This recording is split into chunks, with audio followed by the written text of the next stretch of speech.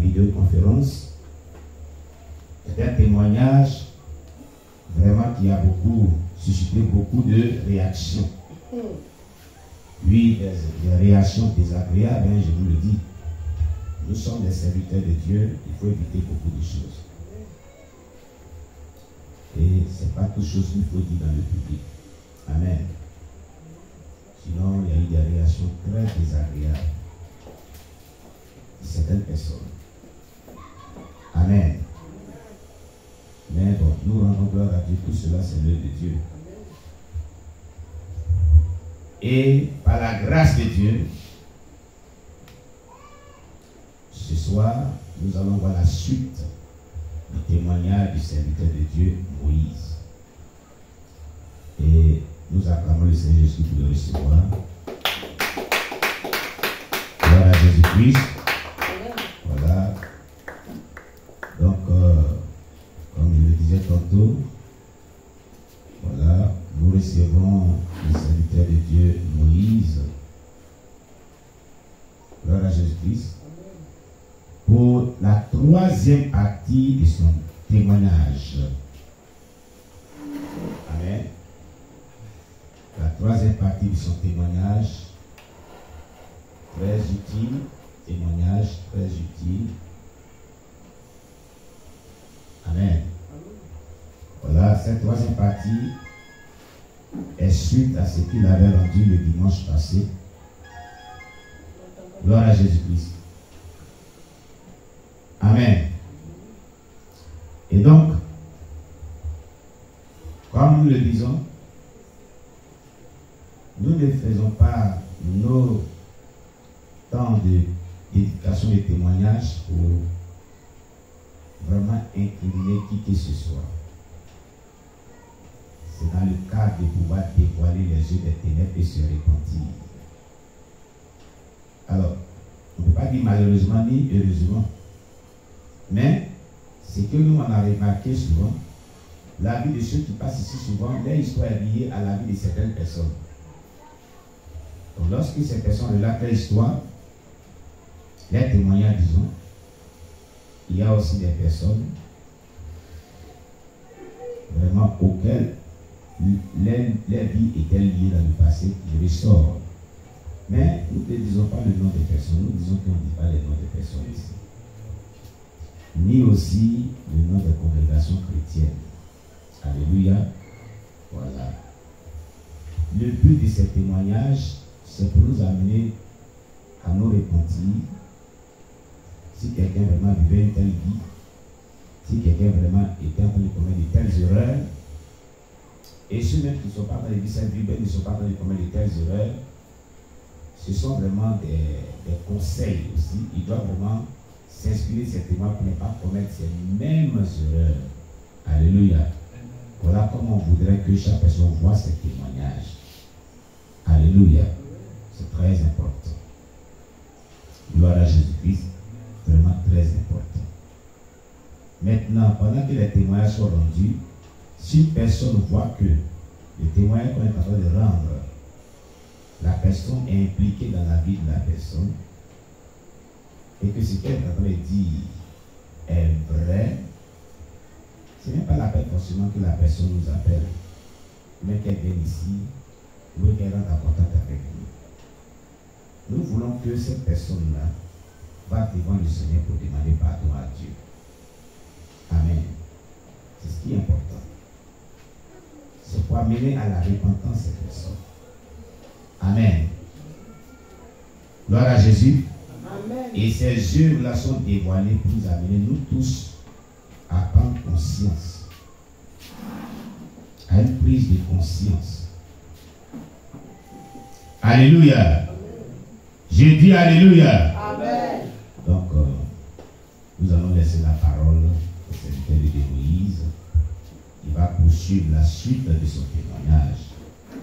Je crois bien que on est arrivé la dernière fois à un point très important.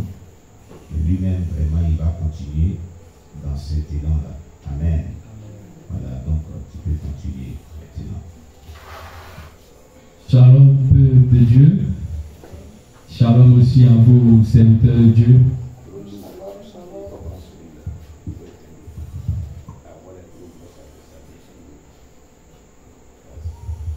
Donc je disais shalom peuple de Dieu et shalom aussi aux serviteurs de Dieu, que le Seigneur le bénisse, qui permet que je sois devant vous pour témoigner.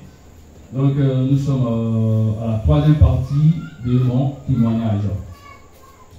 Et je disais comme ça que, voilà, un mercredi, je partais prier et voilà, tout d'un coup, pendant que je priais, l'atmosphère a changé. Et quand l'atmosphère a changé, il y a une personne qui est descendue. Donc j'avais tellement peur, je ne voulais pas voir la personne et je me suis incliné, j'ai fléchi chez nous. J'étais terrassé par sa puissance. Et la personne me parlait, elle me dit, laisse pas conduire par mon esprit et que tu feras mon œuvre. Et moi j'ai dit à cette personne, non, je ne peux pas me laisser conduire par ton esprit, je ne peux pas faire ton œuvre. Et quand j'ai dit ça, j'ai été frappé, j'ai été chicoté. Et il a encore répété, laisse pas conduire par mon esprit parce que tu feras mon œuvre. Et j'ai dit, qui es-tu? Et il me dit, je suis le Tout-Puissant. Et j'ai dit, Tout-Puissant, pardon, ne me fais pas de mal. C'est là que j'ai pris conscience que j'ai un appel de Dieu sur ma vie. Et que Dieu veut que je me laisse conduire par son esprit. Alors, face à cela, je vais en famille. Et j'ai décidé de prendre la marche chrétienne au sérieux. Mais il faut dire que j'ai été aussi persécuté par la famille. Parce que il fut un temps où je souffrais d'une maladie appelée hernie étrangulaire. Hernie ombilicale. Je ne sais pas si je prononce bien. Mais quand cette maladie, depuis tout petit, quand cette maladie me prend, je tombe devant les gens, ça mon ventre me serre, je suis en train de mourir, je vais même déféquer sur moi. Et on dit qu'il fallait l'opération. Et que sans opération, je ne pouvais pas guérir. Donc, mon père m'a dit, bon, on va préparer l'opération, tu vas te faire opérer. Et moi, je lui ai dit, parce que j'étais enfermé beaucoup avec la Bible. Et quand je lisais la Bible, je voyais que Jésus guérit, Jésus ressuscite les morts, Jésus fait des miracles, Jésus fait comme ci, Jésus fait comme ça. Et il dit, waouh, on sait que Jésus il est puissant. Donc, j'ai dit à mon père que je ne veux pas me faire opérer, Jésus m'a déjà guéri. Et ils m'ont tous regardé et m'ont dit, mais lui, il est fou. Toi, tu es fou, hein? Nous, on est chrétiens avant toi. Viens te faire opérer, tu dis Jésus t'a déjà guéri. Il t'a déjà guéri comment? Et ils m'ont pas dit, lui, encore t'enchaîner. Et je suis resté sur ma position. Parce que j'ai dit quoi? J'ai dit, Dieu, si tu m'as appelé vraiment et que tu dis que tu m'as révélé à moi au nom du Tout-Puissant, c'est que tu peux tout. Tu es tout-puissant. Donc, voici ma maladie. Moi, je dis, tu m'as guéri. Et moi, comme ça, j'ai manifesté la foi. Et mon papa voulait vraiment me faire opérer et j'ai dit non. Donc, avant de continuer, voilà, je voudrais dire à toute personne qui sont malades, à toute personne qui a une maladie quelconque, de manifester la foi qu'il a manifestée aussi. Vous avez vu, il a dit, toi qui dis que tu t'appelles Tout-Puissant, guéris-moi, tu vas vraiment appeler. Amen. Amen. Et vous allez voir que le rejet est vraiment très important. On va le dire tout à l'heure. Quand tu es malade, ou bien quand bien que tu n'es pas malade, que tu recherches quelque chose avec Dieu, c'est à la foi que tu peux l'obtenir. Par la foi que tu peux obtenir ce que tu recherches avec Dieu. Sans la foi, tu ne pourras pas l'obtenir. Et je voudrais exhorter chaque personne à vivre une vie de foi authentique. Amen. Parce que Dieu nous donne tout ce qu'on lui demande selon le niveau de notre foi. Tout ce qu'on reçoit là, cela est proportionnel au niveau de notre foi. Si ta foi est grande, Dieu opérera des grands miracles dans ta vie. Si ta foi est moins grande, ce que tu vas faire là, tu verras cela. Grande foi, Dieu s'appuie sur la grande foi pour faire des grandes choses. Mais si ta foi est faible, tu recevras selon la quantité de foi que tu manifestes et la qualité de foi que tu manifestes. Je voudrais que chaque personne retienne cela.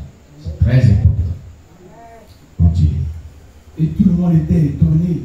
Toi, tu es chrétien, de suite, toi, tu nous dis, de là, on va te faire opérer. Je dis non. Dieu m'a dit qu'il s'appelle le Tout-Puissant. Et quand moi je lis sa parole, il a fait des miracles, il a guéri les malades. Donc s'il est réellement le Tout-Puissant, il va me guérir. Parce que si je vais le servir, il va me montrer qu'il est puissant que les féticheurs, que les marabouts que je fréquentais. Qu'il est puissant que Satan que je voulais partir dans mon âme. Amen. Qu'il me montre cela. Et j'ai la foi. Donc ils ont commencé à me persécuter. Alors moi j'ai pris mes affaires.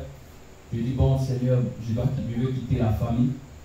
Et je dois rentrer à Abidjan. En ce moment, les frontières de Corona les frontières de la ville étaient ouvertes. Étaient réouvertes. Donc, c'est comme ça que j'ai pris mes affaires face à cette persécution. Et je suis reparti à Abidjan. Mais à Abidjan, je n'avais pas où aller. Donc, j'étais retourné encore avec mes amis drogués. Parce qu'on louait une baraque. Donc, quand je suis retourné, je suis arrivé. Et puis, il m'appelait un nom bizarre. Un nom bizarre, parce qu'à ce moment, dans l'autre quartier, je vivais process. Donc, c'est comme ça, bon, je ne vais pas prononcer le nom ici. Oui, il ne prononce pas des noms. Voilà, il ne prononce pas les noms. C'est le nom vilain. Voilà. Donc, il m'a dit, gars, tu es revenu. J'ai dit oui. Il dit, Donc, un soir, ils étaient en train de rouler. Ils étaient en train de rouler la drogue, tout et tout. Puis, ils ont allumé, ils étaient en train de fouler. Moi, je lisais la Bible.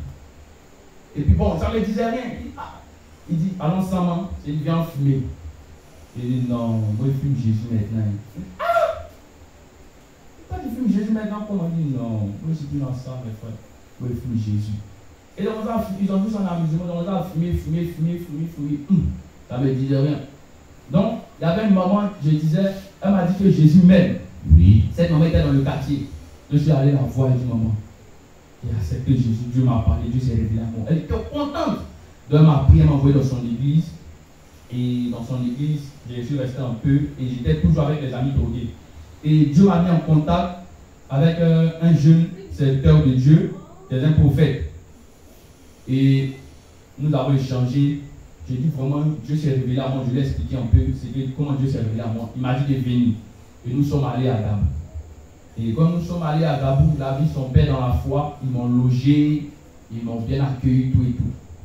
Donc, j'avais l'habitude de prendre moi-même personnellement 3 jours de jeûne. Soit un jeûne à fruits, soit jeûne monté les sangs, soit jeûne. Ça, c'était une alliance que je faisais.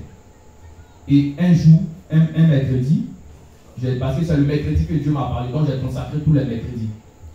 Je fais un jeûne à ton mercredi. C'est le mercredi que Dieu s'est révélé à moi. Donc, le mercredi, j'ai dit à la femme du pasteur, j'ai dit, maman, je vais à l'église pour prier. Elle dit, d'accord. Donc, je suis arrivé. J'étais dans le bureau de l'homme de Dieu, parce que je lisais aussi beaucoup les livres. Et j'étais en train de lire les livres. Et puis, en même temps, j'entends la voix de Dieu qui m'appelle. Il m'a appelé Moïse. Et j'ai tourné, j'ai dit, mais qui est Moïse? Bon, pourtant je suis seul ici. Donc je tourne, je dis, mais qui est Moïse? Et il me dit, tu es Moïse. Je dis, mais je suis Moïse comment? Il dit, prends Exode 3. Et elle prend Exode 3, verset 10. Donc je vais prendre et puis je vais lire. J'avais jamais lu ce passage. Donc il m'a dit, tu es Moïse. Prends Exode 3, verset 10. Et quand je prends Exode 3, verset 10, et il me dit, et la parole dit, maintenant va, je t'enverrai auprès de Pharaon et tu feras sortir d'Égypte mon peuple, les enfants d'Israël. Bon, moi je n'avais pas connaissance de tout ça. Mais qui est Pharaon? Qui est enfant d'Israël? Dieu m'a dit, mais dans quoi même? Il a fait des pharaons, c'est qu'à la fin des frères d'Israël ne comprenaient pas même. Il a dit, tu es Moïse. Et puis je suis allé voir le pasteur. Pasteur. Et même, il m'avait même parlé même de l'arrivée de l'ex-président qui était venu en Côte d'Ivoire. Et c'est par là que j'ai su que vraiment c'est lui qui m'a vraiment parlé. Parce qu'il m'a dit que l'ancien président va revenir. Il m'avait parlé, il m'a tout parlé de tout ça. Et j'attendais les signes. Et quand c'est venu, j'ai su que c'est lui qui m'avait parlé. Donc je suis allé voir le pasteur. Il dit, pasteur. J'étais là et puis Dieu m'appelle Moïse. Dites-moi ici Moïse. Il prend les autres 3 versets 10. Et on a lu. Il dit, va, je t'enverrai auprès de Pharaon. Tu vas faire sortir les enfants d'Israël. Il s'est demandé, pasteur, mais qui est Israël là? Vous savez, le pasteur m'a dit, non, c'est l'évangélisation. Et puis après, Dieu lui-même m'a fait comprendre. Il m'a montré, il m'a parlé. Les enfants d'Israël, c'est les âmes perdues qui sont encore dans le monde. Et Pharaon, c'est le diable. Et l'Égypte, c'est le monde. Et qu'il m'envoie pour sauver ses enfants. Donc, j'étais avec ce pasteur, mais ce pasteur n'était pas dans le débrouillement. Et un coup, la femme du pasteur a regardé une vidéo dans son téléphone. Donc, elle regardait la vidéo, c'était la vidéo, excusez-moi, la vidéo d'une maman qui est en train de rendre témoignage qu'elle a visité le ciel et l'enfer et qu'elle a vu les mèches conduites en enfer,